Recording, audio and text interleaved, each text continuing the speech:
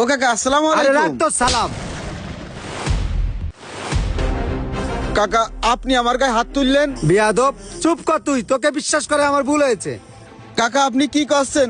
আমি কি এমন করেছি যে আমারে বিশ্বাস করে আপনার ভুল হয়েছে? থাম তুই। চোর কোনোদিন চুরি করে স্বীকার করে যে আমি চুরি করেছি? দীর্ঘদিন প্রবাস জীবন শেষ করে আজকে আমার এই প্রজেক্টে আসার পর আমি জানতে পারিছি তুই আমার কত বড় ক্ষতি করেছিস। কাকা আমি আপনার ক্ষতি করেছি মানে? তাহলে শোন, তুই আমার কত বড় ক্ষতি করেছিস। মাশাআল্লাহ, অনেকদিন পর প্রবাস থেকে এসে আমার এই প্রজেক্ট দেখে মনটা ভরে গেল। কাকা আপনার বুকটা আরো ভরে যেত যদি আপনার নিজের লোকে ক্ষতি না করতো। মানে তুমি কি বলতে চাচ্ছ? আমি আর কি বলতে চাবো? এ আলামিন তুই ক। হ্যাঁ কাকা, ওই যে মইনুল, ওই হচ্ছে নাটের গুরু।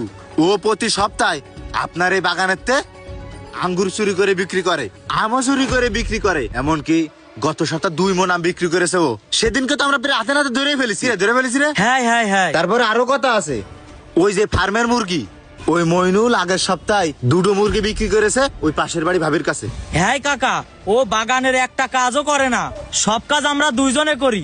ও সারাদিন শুয়ে বসে থাকে, আমরা যখন খাতি যাই তখন ও বাগানে ঢুকে সবকিছু চুরি করে।